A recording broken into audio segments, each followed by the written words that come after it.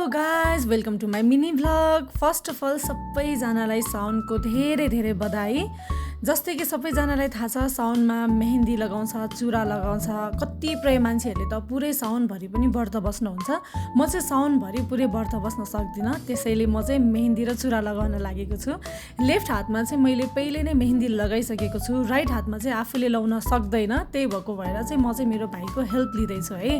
अनि मैले यो भिडियोमा जुन लिपसिङ गरिरहेको छु यसलाई चाहिँ इग्नोर गरिदिनु। एक्चुअली मैले यसलाई चाहिँ अब ठुलो भ्लग बनाउँछु नै भनेर सोचेको थिएँ, तर भएन। सो देन त्यही भएर चाहिँ मैले मिनी भ्लग बनाउनलाई भोइस कभर गरिदिएको छु। सो प्लिज इग्नोर गरिदिनु लिपसिङलाई चाहिँ। ओके, अब हामी चाहिँ मेहेन्दी लगाउन स्टार्ट गर्दैछौँ होइन। मेरो भाइको चाहिँ फेसमा अलिकति डर नै थियो, किनकि उसले आजभन्दा अगाडि मेहेन्दी लगाएको थिएन। मलाई एकदम धेरै भनि पनि रहेको थियो कि दिदी बिग्रेला, म सक्दिनँ, बरु अब बाहिरै गएर लगाउने यताउता भने। तर मलाई चाहिँ मेरो भाइमाथि होप थियो होइन।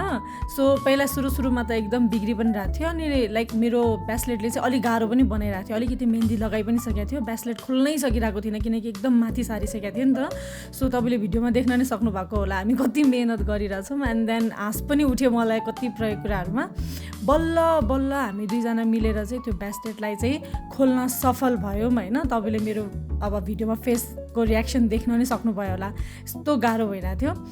अनि जब मेरो भाइले स्टार्टिङमा यति अलिकति बनाइदिइसके पछाडि चाहिँ मेरो होप झन् धेरै बढ्यो, किनकि मेरो भाइले सक्छ भन्ने भयो। अनि मेरो भाइको पनि खुसीको ठिकाना थिएन। मैले मेरो भाइको नि धेरै तारिफ गरेँ, एन्ड देन उसलाई पनि कन्फिडेन्ट आयो कि अब चाहिँ मैले सक्छु होला भन्ने जस्तो भयो।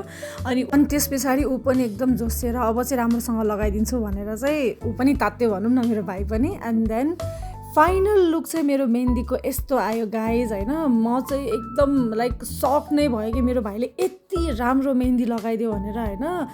कतै न कतै मेरो मनमा पनि अलिकति डर त थियो, मेरो भाइले सक्दैन कि भन्ने चाहिँ थियो। तर मेरो भाइले चाहिँ मलाई पनि गलत साबित गरिदियो होइन। मेरो भाइले यति राम्रो मेहेन्दी लगाइदियो कि मसँग झन् शब्द नै थिएन होइन।